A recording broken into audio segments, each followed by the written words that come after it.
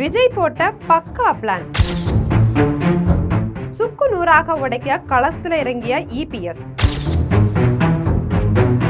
4 எம்எல்ஏக்கள் வழக்குல அதிமுக கொடுத்த பெரிய ட்விஸ்ட். தமிழக சட்டமன்றத்துக்கு நடந்த தேர்தலில் 108 தொகுதிகளை கைப்பற்றி தாவேகா தனிப்பெரும் கட்சியாகவும் திமுக 59 இடங்களையும் அதிமுக 47 இடங்களையும் கைப்பற்றினாங்க. திமுக கூட்டணி கட்சிகளாக இருந்த காங்கிரஸ், 2 கம்யூனிஸ்ட் கட்சிகள், விடுதலை சிறுத்தைகள் கட்சி, இந்திய யூனியன் முஸ்லிம் லீக் கட்சிகளுடைய ஆதரவோட தாவேகா ஆட்சியும் அமைத்தாங்க. இத்தொகுப்பை பற்றி விரிவாக பார்க்கலாம். இதையடுத்து ஆளுநருடைய உத்தரவின் பேரில் கடந்த மே 13ஆம் தேதி பெரும்பான்மை வாக்கெடுப்பின் போது முன்னாள் அமைச்சர்கள் எஸ்பி வேலுமணி, சிவி சண்முகம் தலைமையில 25 அதிமுக எம்எல்ஏக்கள் தாவேகாவுக்கு ஆதரவா வாக்களிச்சாங்க.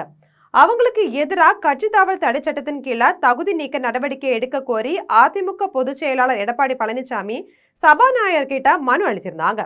ராஜினாமா செய்த அதிமுக எம்எல்ஏக்கள் இந்த பரபரப்பான சூழ்நிலையில அதிமுக எம்எல்ஏக்களான மதுராந்தகம் மரகதம் குமாரவேல், பெருந்துறை ஜெயக்குமார், தாராபுரம் சத்யபாமா இவங்க எல்லாருமே தங்களுடைய எம்எல்ஏ பதவிகளை ராஜினாமா செய்துட்டு தாவேகாவுல இணைந்தாங்க. அவர்களுடைய ராஜினாமா கடிதங்களை அன்றைய தினமே சபாநாயகரும் ஏத்துக்கிட்டாங்க. இது குறித்த அறிவிப்பு அரசு இதழிலும் வெளியாச்சு. இதையடுத்து இந்த தொகுதிகளுக்கு தேர்தல் நடவடிக்கையை தேர்தல் ஆணையமும் தொடங்கியிருக்காங்க.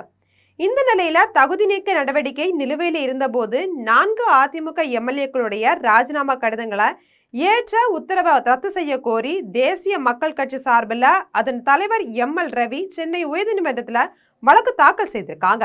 அந்த மனுவில தகுதி நீக்க நடவடிக்கைகள் நிலுவையில இருக்கும் போது அதனை தவிர்க்கும் வகையில எம்எல்ஏ பதவியை ராஜினாமா செய்ததை ஏற்க முடியுமா அப்படின்னு அரசியல் சாசன கேள்வி எழுந்திருக்கிறதா தெரிவிக்கப்பட்டிருக்கு. தகுதி நீக்க நடவடிக்கை நிலுவையில் இருக்கும் போது ராஜினாமா கடிதங்களை ஏற்றுக்கொண்டது கட்சி தாவல் தடை சட்டத்தையும் மக்கள் தீர்ப்பையும் நீர்த்து போக செய்யக்கூடிய வகையில இருக்கு. கட்சி தாவல் ராஜினாமா காரணமா அடுத்தடுத்து தேர்தல்கள் நடத்த வேண்டியிருக்கிறதால அரசுக்கு கூடுதல் செலவு ஏற்படுது அப்படின்னு மனுவில் கூறப்பட்டிருக்கு. இதனால எம்எல்ஏக்களுடைய ராஜினாமாவை ஏற்று பிறப்பித்த உத்தரவை ரத்து செய்யணும் அப்படின்னு கேட்டிருக்காங்க. அவர்களை தகுதி நீக்கம் செய்ய கோரிய மனுக்களை விசாரித்து முடிவெடுக்க சபாநாயகருக்கு உத்தரவிட வேணும் அப்படின்ட்டு அந்த மனுவில் கோரிக்கையும் விடுக்கப்பட்டிருக்கு. இந்த வழக்கு தலைமை நீதிபதி தர்மாதிகாரி நீதிபதி அருள்முருகன் அமர்வு விசாரணைக்கு வந்தபோது அதிமுக கொறடா அக்ரி கிருஷ்ணமூர்த்தி சார்பில் மூத்த வழக்கறிஞர் சார் ராஜகோபால் ஆஜராகி இந்த வழக்குல நாங்களும் மனு தாக்கல் செய்திருக்கிறதா, தமிழகத்துல காலியா அறிவிக்கப்பட்ட இடங்களுக்கு இடைத்தேர்தல் நடத்த தடை விதிக்கணும் அப்படின்னும் 4 சட்டமன்ற உறுப்பினர்கள் மீதும் கட்சி தாவல் தடை சட்டத்தின் கீழே உரிய நடவடிக்கை சபாநாயகர் எடுக்கணும் அப்படின்னும் மனு தாக்கல் செய்திருக்கிறதா தெரிவிச்சிருக்காங்க.